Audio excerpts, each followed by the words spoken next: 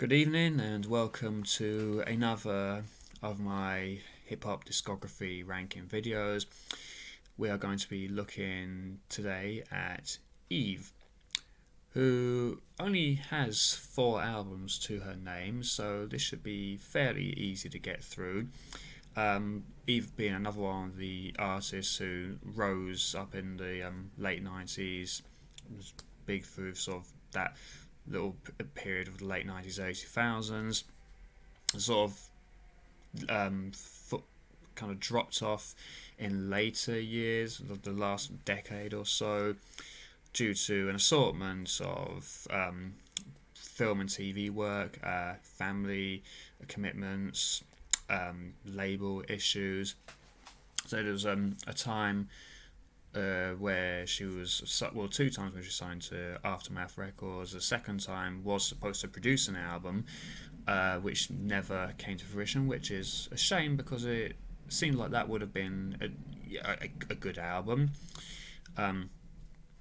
It would have been an interesting addition to a collection at least, but as it stands, it didn't happen, so we only have the 4 albums thus far to look at, and with no signs of any other albums appearing anytime soon. I'll just go through the collection and see how we go. So, number 4, we are going to look at the most recent of the releases, Liplock, released in May 2013 as under her own label, sort of more of an independent release. I think it had some distribution from Sony, but it's basically an independent release. And again, 11 years after her previous release, quite a long time. And with it being more of an independent release, it didn't get a lot of fanfare. And just going over the album, it does kind of show that it's been a while since Eve's been doing a full-length rapping project or anything, because throughout the track, I mean, it's only 12 tracks, so it is at least a short project. The songs are generally quite short on here. Only one of them goes more than just 4 minutes.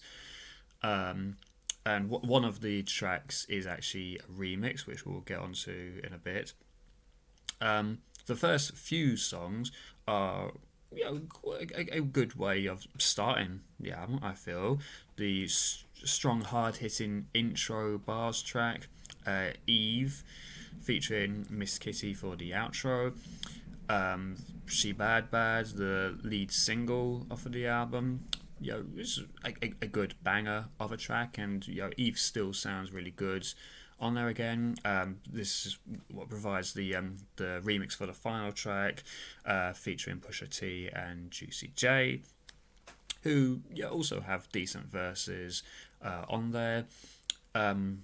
Track number 3, Make Out This Town, featuring Gabe Supporter of Cobra Starship, and it's more of a pop sounding track, but it's an uplifting song. It's got quite a strong message, self belief message behind it, and they both sound good on there. So it's a welcome addition, I feel, to the album. And those 3 tracks I feel are quite strong all in all. After that, we get a bit of a dip. The rest of the tracks are just kind of a bit of a kind of standard set of EDM, dancehall influenced pop and rap and R&B tracks, which are fine. There's some general braggadocio over there, and a couple of relationship tracks, but nothing too different. It's all fairly similar. Ruff Ryder producer Swiss Beats, the long-time Eve producer, only appears to co-produce the track Mama in the in the Kitchen later on in the album, featuring Snoop Dogg in the chorus. This track doesn't really do anyone particularly any favours. I mean, Snoop's chorus is just a generic repetitive chorus.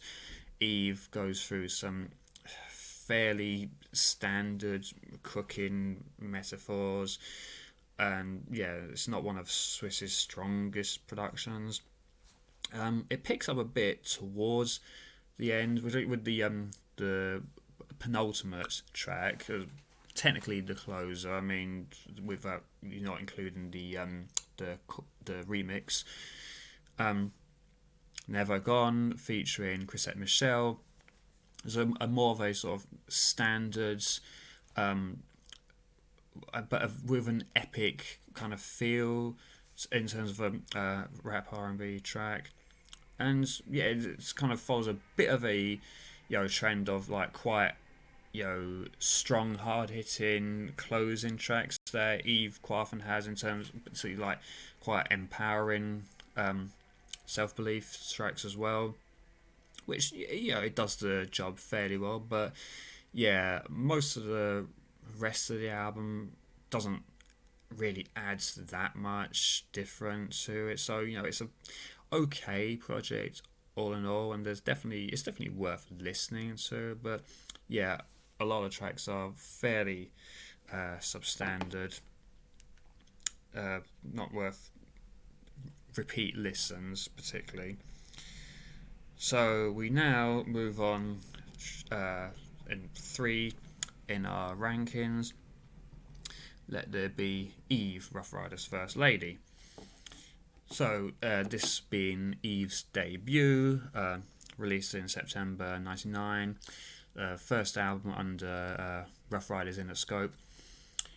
And yeah, the album is basically an introduction to Eve. So a lot of the album doesn't stray too far from the kind of generic hardcore hip hop of the time, which Eve does perform well, and it's good for her to show how well she can perform that style of hip hop, particularly at a time when there weren't a lot of female artists doing that. And she sounds good alongside her Ruff Ryder contemporaries. DMX makes a couple of appearances, Dragon as well, the Locks, all of them appear on the Posse Cut Scenario 2000.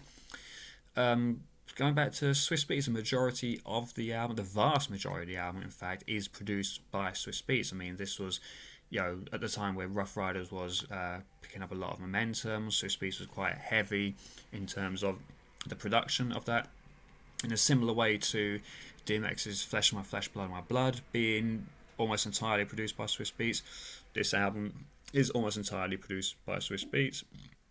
There's PK Killer Tracks and DJ Shock, other Ruff Ryder producers do make appearances, particularly towards the end of the album, but it's basically Swiss Beats throughout, which provides a lot of the similar issues to Flesh of My Flesh, Blood of My Blood. Of Swiss Beats is a very capable producer. Makes some great club bangers, and some more street sounding tracks are peppered throughout this album as well. But they do have a tendency to get a little bit repetitive. At this time of Swiss Beats, we had a very distinctive kind of bounce sounds to his work. It does vary from time to time. I mean, the track Philly Philly, collaboration with Beanie Siegel, is a bit more street and hardcore sounding, more of a dark sounding track, but again still retains a bit of that Swiss Beats bounce. We get kind of the highlight track, I feel, in Love Is Blind, which again features the typical Swiss Beats sound, but it's a more subdued to allow the more the harsher nature of the track be carried. The track in question being a look at a relationship from Eve's point of view of a relationship between a man and a woman, quite an abusive relationship, where spoiler, the man ends up killing the woman, and Eve decides to take revenge for that. So yeah, we even though it's still quite a bouncy track, it's more subdued to allow the harrowing contents to go over a bit more, which it doesn't ruin the facts that it's still quite a mainstream sounding song. On the flip side, main single "Got a Man," looking at a relationship from a different side in terms of being a more positive relationship of Eve, finding a man, falling in love, and consequently having quite a happy sound to the track. For a kind of sort of bonus track, we get a remix of "What You Want," which was initially a song from the Ruff Ryders first volume compilation. It's remixed in the sense of like taking the Latin influence of it and kind of playing on that a bit more. The chorus is basically just a change to a shout out of all Latin American countries, which is fine. Doesn't detract too much from the track, and as it's more of a bonus song anyway, it doesn't really alter the nature of the song too much. We later towards the end, again, sort of like the epic closing track, "Heaven Only Knows," which looks at Eve's struggles up until that point in her career, produced by DJ Shock. So a bit more of more of an epic sounding track to close off the album. All in all, it's a well produced album and a good introduction to Eve. We get a few skits on there. The most notable being the Philly cheesesteak skit, which features Swiss Beats Arab cheesesteak cook character, who also appears on Full Surface member Cassidy's album debut later on. I think those are the only times they appear on there. And it's an amusing character. I mean, Swiss just about gets away with it given his Egyptian background. And it sort of like look, it comes just before the Philly track. So again, looking at the whole Philadelphia background. And it's a good introduction to Eve, but it doesn't depart too much from the quite standard formula throughout the album. So that's why it kind of falls a bit flat of some of the later work. Speaking of, number 2, Evolution. There's a price for it. So the final of the Interscope Ruff Ryder albums, released August 2002. It certainly has a more of a mature feeling throughout it. I've given the Evolution title. It makes a lot of sense. It also has more of a diversity in terms of production. Swiss Beats is still quite heavily involved with the album. Dr. Dre appears on this album a few times, including producing the intro track "What," featuring Truth Hurts. Also producing one of the singles, "Satisfaction." Irv Goy and Seven Morales appear as well a few times, producing other single "Gangsta Lovin'" featuring Alicia Keys, which is a strong single, the good collaboration between the pair of them. Also producing the Prince cover "Irresistible Chick," which features some of Eve's vocalizing more, even though it's still quite a rap heavy track. It's a very funky track as well. We also get, in terms of the on this version of the album anyway, in terms of bonus tracks, we get You, Me and She, also produced by the other guy, which appeared on the Ruff Ryders Volume 3. So again, moving with the tradition of keeping Eve contributions from the Ruff Ryder projects on her own albums, kind of helps create that synergy between between her and the label. We also get Let Me Blow Your Mind as a bonus track, which obviously we will get onto later. Jadakiss and Styles P appear again on the track Scream Double R What, sorry, not Scream, that's the other one. We get kind of a country influence for Ride Away featuring Anthony Hamilton. As I Grow, which is more of another mature look at Eve's life. Evolution, the title track, is quite a funky banger of a closer, a bit different in terms of contents for the other closing tracks that she tends to go for, but still it makes for a good outro track. Snoop Dogg and Nate Dogg appear on the track Hey Yo, which features a bit more of a West Coast feel, of course, given the nature of given the collaborators on there.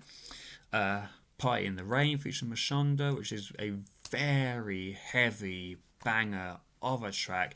We have featuring quite a rock guitar influence throughout it. A nice little switch up at the end as well, where the instruments come out a bit, and like the guitar and the drums are a bit more prominent throughout it. But yeah, a very, very strong club banger in my opinion. So yeah, that would just get there's like a couple of relationship tracks in the forms of Let It Go and Figure You Out.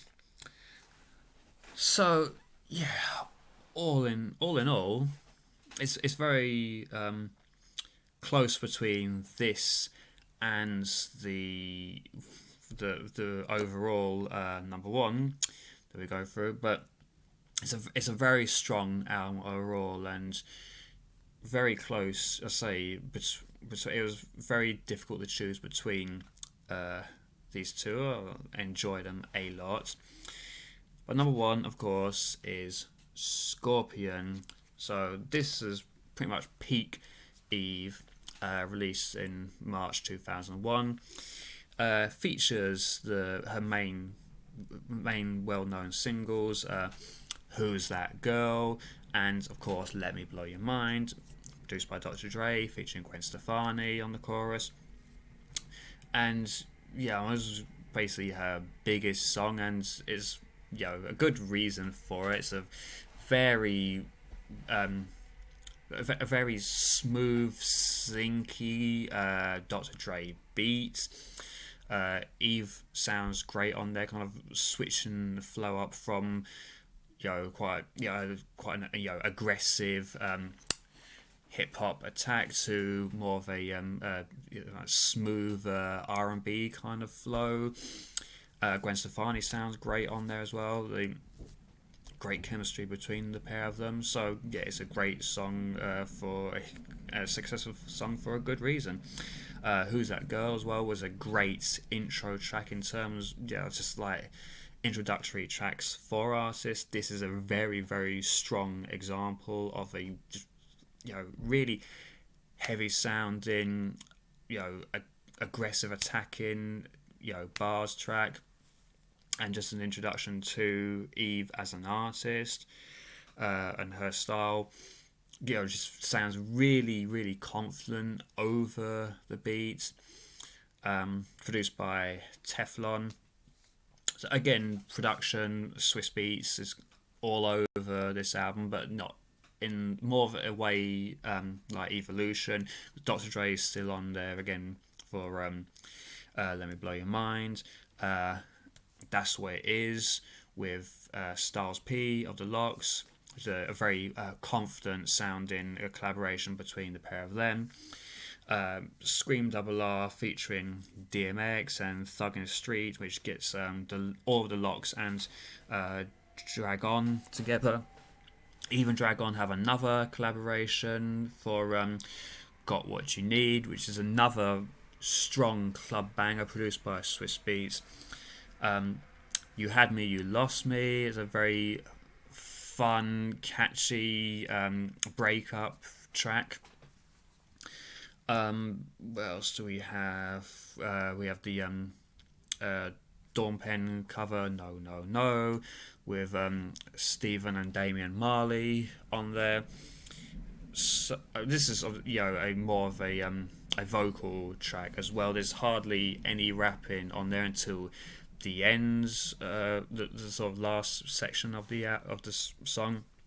I mean, and even then, Eve is rapping in a Jamaican accent, so it's more of a toasting style than rap style. Then Damien and Stephen Marley have a nice back and forth between them. Again, with the Jamaican influence there. And it's Eve sounds good singing throughout the track, and works very well with the Marleys. And we get for the kind of double hits outro tracks, as it were, with first Life Is So Hard featuring Tina Marie. Again, a very epic sounding track about struggles. Follow that by Be Me featuring Mashonda again. A good strong outro track, more of an empowering self-belief track again. Then for the this version, the bonus tracks, there's recently a 20th anniversary edition which featured remixes to the singles Who's That Girl and Let Me Blow Your Mind. This version of the album features a remix to Love Is Blind from Let It Be Eve, featuring Faith Evans on the chorus this time, and slightly changed beats. It feels more. It's less subdued than it was on the original version of it. There's the dark bass line has been taken out on this version, so the bouncy nature of it feels more prevalent, which again doesn't necessarily ruin the track, particularly when you've got the original version you can go back to anyway. And I think this was clearly supposed to be more of a radio friendly version, because it's a censored version of the track, and Faith Evans sounds good on the chorus, so it's a fine addition to the album. And Got It All featuring Jadakiss, again, which was from the second Ruff Ryders volume. So each of her certainly on these versions of the albums, each of her main Ruff Ryders albums features one of her contributions to the Ruff Ryder compilations, again keeping that synergy together. So just like overall, the strongest tracks of her career all seem to be on this album. So that's why I feel this is the stronger of the two. Even it's very close between this and Evolution, and I mean, I could pick either of them really for number one, but I feel Scorpion is the stronger just of the two. Is just so many strong banging tracks on there. Eve just sounds at her best over the vast majority of these songs. So it's a great album overall. One of my favourite projects. I've got to give love to both of these. They're both two of my favourite albums overall. And it would have been nice to hear the the aftermath found that was going to happen. It would have been it's nice to see how that stacked up against these projects, but for what we have, we just have to let it be, I suppose. Stay tuned for future content. Take care.